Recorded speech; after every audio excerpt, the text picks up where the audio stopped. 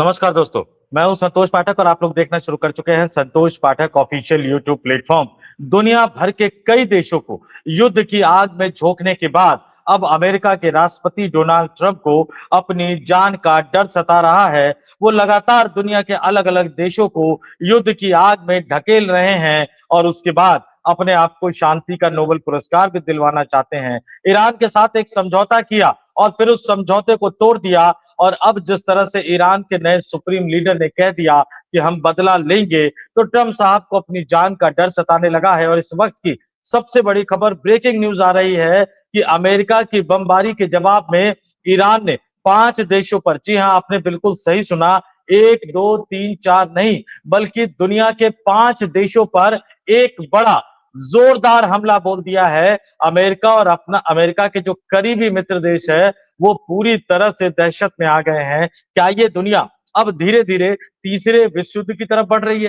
क्या आने वाले दिनों में अब ये लड़ाई और ज्यादा बढ़ती हुई नजर आएगी? और सबसे बड़ी बात कि अगर कोई भक्त आपको ये बताता फिरे कि नहीं इस लड़ाई से हमारा कोई लेना-देना नहीं है, तो याद कर लीजिए पेट्रोल डीजल के दामों को, याद कर लीजिएगा गैस की किल्लत को, सरकार द्वारा लगाई गई पाबंदियों को और सरकार द्वारा जबरदस्ती पीएनजी थोपने के प्रयासों को। जबरदस्ती तो खैर वो इथानॉल भी थोपने पे लगे हुए हैं, लेकिन इस वक्त की ये बड़ी खबर कि क्या ईरान और अमेरिका की जो लड़ाई है, अमेरिका की जो वादा खिलाफी है, अमेरिका का जो धोखा देने का स्टाइल है, वो इस पूरी दुनिया को, भारत समेत पूरी दुनिया को संकट के एक नए दौर की तरफ ढकेलता हुआ नजर आ रहा है। ये ब्रेकिंग न्यूज भी है और इसमें बहुत संक्षेप में आपके सामने कई तथ्यों को रखूंगा।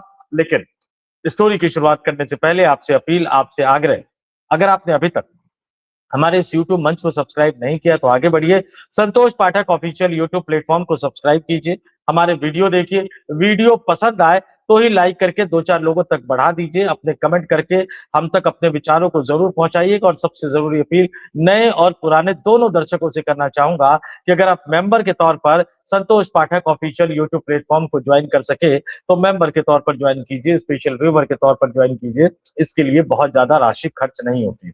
और अब जो मैंने खबर बताई वो आपके सामने रख देता हूं कि ईरान ने 5 देशों पर हमला बोल दिया है। अमेरिका की बमबारी के जवाब में मिडिल ईस्ट के 5 देशों पर, जो अमेरिका के करीबी देश है, जो अमेरिका की मदद कर रहे हैं, उन पर हमला बोल दिया है। अमेरिका ने इससे पहले ईरान के ठिकानों पर 140 बम गिराए थे, तो ईरान ने जवाब दे दिया है। और पूरी खबर बता देता हूं, अमेरिका की एयर स्ट्राइक के बाद ईरान ने मिडिल ईस्ट में जवाबी कार्रवाई शुरू कर दी है।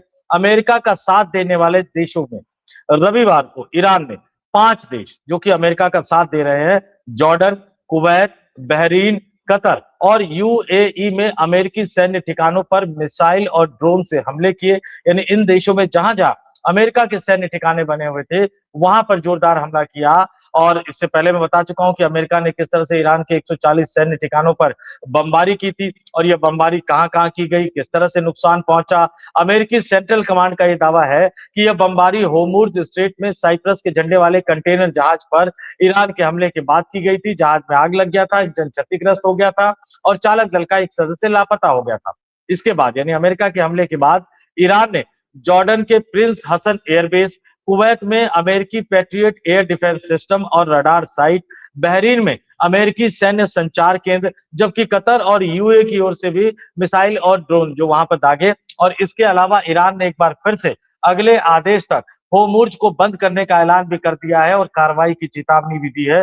होर्मुज के बंद करने का मतलब है कि दुनिया के कई देशों में फिर से पेट्रोल डीजल का संकट, गैस का संकट और भारत के सामने भी यह संकट खड़ा हो सकता है।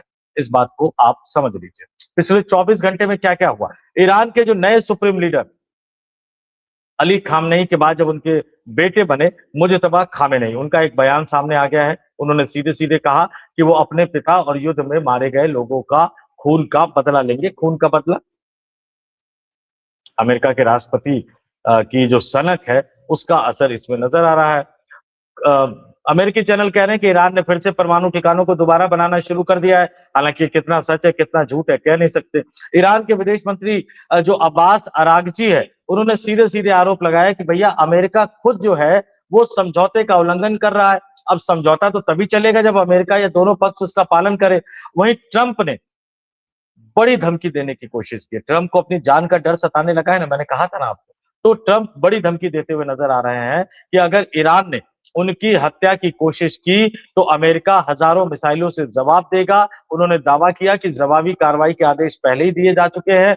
अब पता नहीं वो ईरान को धमकाते हुए नजर आ रहे हैं या अमेरिका के लोगों को बहकाने की कोशिश कर रहे हैं, क्योंकि अमेरिका की संसद हो, अमेरिका के लोग हो, अमेरिका की मीडिया हो, इस लड़ाई के खिलाफ है। लेकिन डोनाल्ड ट्रंप जो है वो जिद पकड़े हुए हैं कि वो ये लड़ाई करेंगे, जबकि हारने की नौबत में आ गए हैं। लेकिन इसके बावजूद भी वो पीछे हटने को तैयार नहीं है। और क्या क्या हुआ ईरान और अमेरिका के बीच, ये सीधे बता दें कि भैया ईरान की आईआरजीसी ने दावा किया है कि उसने ओमान के दुख बंदरगाह पर अमेरिकी विमान वाहक पोतों के लॉजिस्टिक सपोर्ट सेंटर और ईंधन आपूर्ति ठिकानों पर हमला किया है। ईरान ने रविवार के तड़के जॉर्डन पर भी 3 मिसाइलें दागी हैं और जॉर्डन की सरकारी समाचार एजेंसी पेट्रा के मुताबिक तीनों मिसाइलें अलग अलग जगह गिरी। इसमें कोई हताहत नहीं हुआ और केवल मामूली संपत्ति का नुकसान हुआ है। और होर्मुज स्ट्रेट आपको पता है कि दुनिया भर के करीब 25% कच्चे तेल की सप्लाई इसी रास्ते से होती है और ईरान ने इसका इस्तेमाल किस तरह से करके दुनिया को झुकाने के लिए किया वो हम आप और सभी जानते हैं। और अब डोनाल्ड ट्रंप क्या कर रहे हैं? डोनाल्ड ट्रंप भैया धमकी देते हुए नजर आ रहे हैं। और क्यों धमकी देते हुए नजर आ रहे हैं? क्योंकि ऐसा लग रहा है, उनको ये लग रहा है कि ईरान जो है वो उनकी हत्या करवा सकता है। ईरान उनके हत्या की साजिश रच रहा है। और ये रिपोर्ट कहां से आई? ये रिपोर्ट भी कहा जा रहा है कि भैया इजराइल ने दी है। अब इजराइल कितनी सच्ची रिपोर्ट देता है, इजराइल कितनी खराब मतलब झूठी रिपोर्ट देता है, इसका अंदाजा आप लगा सकते हैं। और ये तारीख आपको पता होगा कि भैया 28 फरवरी को जैसे ही हवाई हमले की शुरुआत की थी ईरान ईरान के ऊपर अमेरिका और इजराइल ने, तो उनके 86 वर्षीय supreme leader Ayatollah Ali Khamenei मारे गए थे, उनकी हत्या कर दी थी। उससे कुछ दिन पहले बाकायदा हमारे मोदी जी इजराइल में थे, वो मेडल लेते हुए नजर आ रहे थे। ईरान ने इस सप्ताह खामेनेई को दफनाया और इससे पहले कई दिनों तक अंतिम संस्कार समारोह चला, जिसमें उनके शव को ईरान और इराक दोनों देशों के शहरों में ले जाया गया। और इराक खामेनेई की अंतिम यात्रा के बाद से ही ये कहा जा रहा था कि भैया कोई समझौता टिकेगा नहीं, संग्राम होगा। और वो सही साबित होता हुआ नजर आ रहा है। ईरान ने अब बातचीत से इनकार कर दिया ये कहते हुए कि ऐसे देश से क्या बातचीत करे जो अपने ही वादे पर खड़ा नहीं होता, जो समझौता करता है और फिर उस समझौते को तोड़ देता है और हमला करता है। ईरान ने एक तरह से पलटवार कर दिया। अब ट्रंप कुछ भी कहते हुए नजर आ रहे हैं, सोशल मीडिया पर कई तरह के दावे करते हुए नजर आ रहे हैं, ईरान को धमकाते हुए नजर आ रहे हैं, लगातार कई तरह की बातें कहते हुए नजर आ रहे हैं।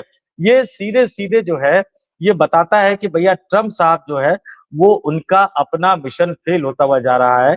और जब बड़े जिद्दी नेता का मिशन फेल होता है तो वो पूरी दुनिया को युद्ध की आग में ढकेल किस तरह से ढकेलता है, ये हमने प्रथम विश्व युद्ध में भी देखा, ये हमने दूसरे विश्व युद्ध में भी देखा। और इस बार भी ऐसा लग रहा है कि डोनाल्ड ट्रंप की जो सनक है वो दुनिया को एक नए खतरे की तरफ लेती चली जा रही है।